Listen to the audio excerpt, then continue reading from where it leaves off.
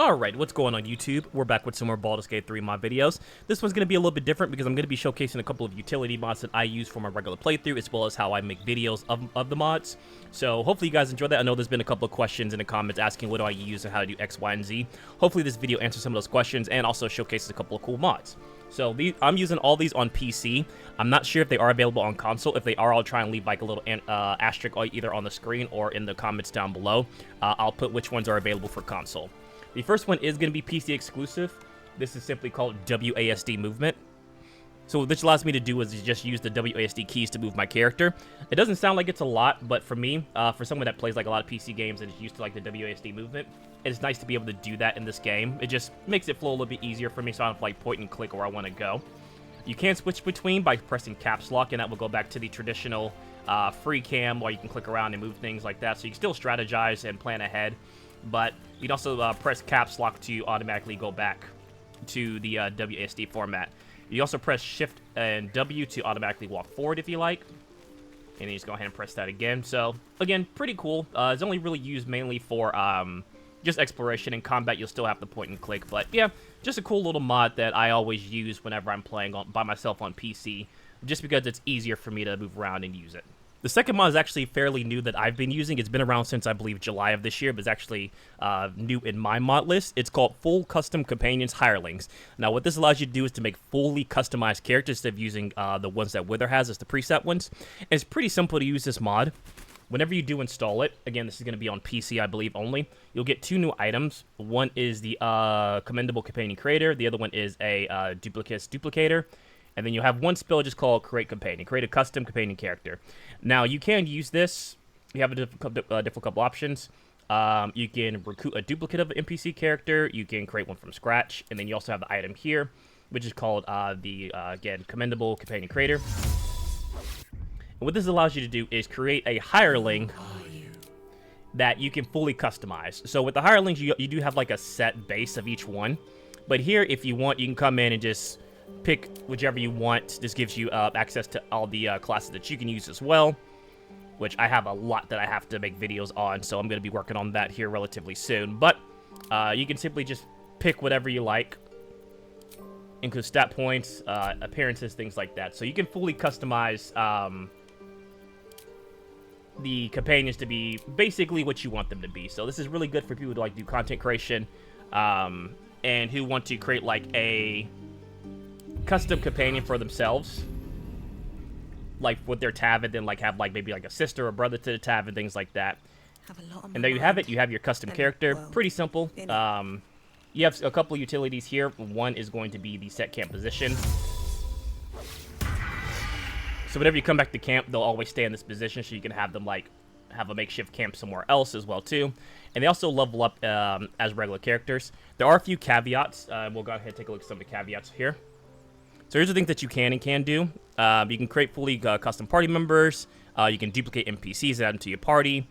You can order companions to wait at camp and recruit them again and then dismiss them permanently. Things that they can't do is talk during dialogue. You have to pick one of the voices that are tab voices and things like that.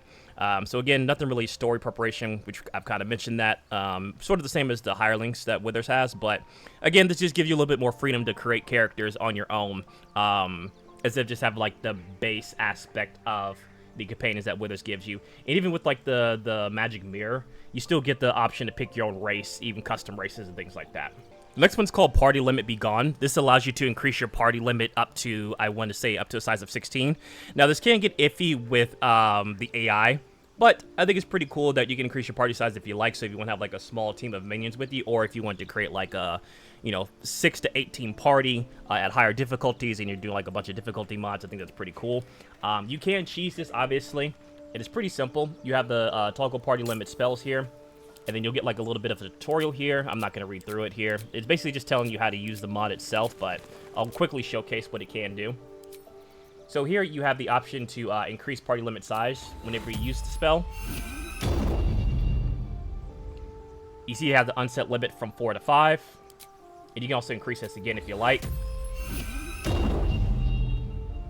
As you can see, it says you unset limit to 6. And then when you're happy and satisfied, there's a new spell called Apply New Party Limit.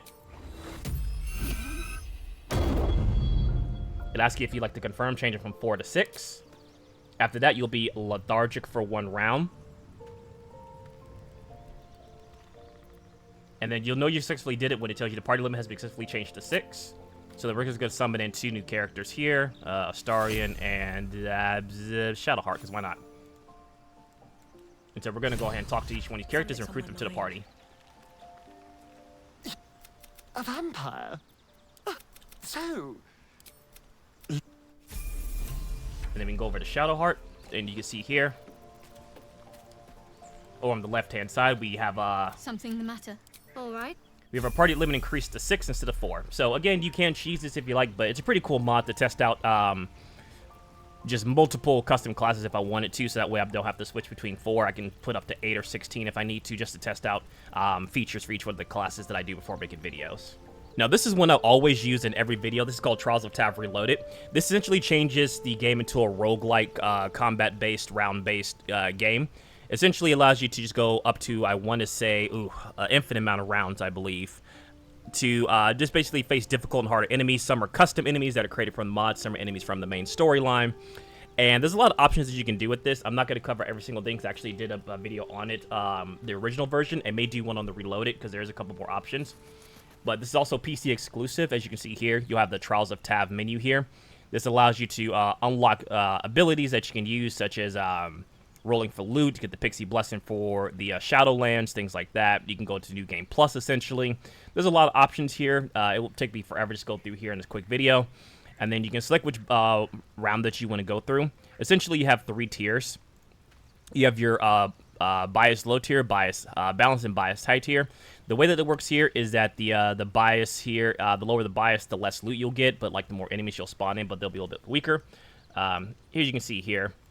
Bias refers to enemy encounter budget. High base leans towards selecting expensive monsters. Low base leans towards selecting many cheaper monsters. So you'll fight cheaper monsters, but more in plenty. Bias is a relatively good balance. And then on bias, you'll fight less enemies, but they'll be a lot stronger. So you'll have a better chance of encountering bosses and things like that, rather than like fighting like gnolls or wolves and things like that. You can also configure so you like to auto hide the UI. There's challenge mode, hell mode, and lone wolf mode. There's a lot of options here. Again, I won't go too much into it. For those who have asking about how I quickly level up to level 12 or 20, inside the Trials of Tav menu, you have an extras tab here, and you can add experience. So if I wanted to add 1,000,000 experience, as you see, it works out, and now I can level up this character to level 20 if I wanted to. So that's how I quickly go through the level up process each time.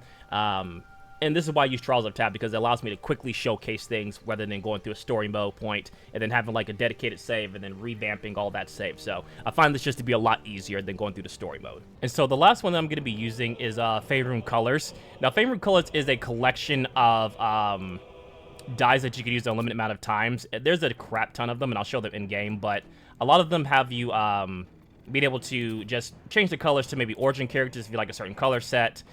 Some are based off of the gods and goddesses of Baldur's Gate. So a lot of cool options here, and I'll go ahead and showcase it here in a second. But yeah, I really like this mod a lot. This one is available on console because it just gives you more options to just customize your character, and I love customization options. So whenever you install the mod, either through console or through PC, you'll have this item here in the tutorial chest called Faerun Colors. Simply, you open that up. As you can see, there is a crap ton of dyes here. Oops, sorry about that. So there's like 107 that are listed here, and then 37 commissioned ones, which give you a lot more other colors here. So, like, for example, we'll take the Hades color.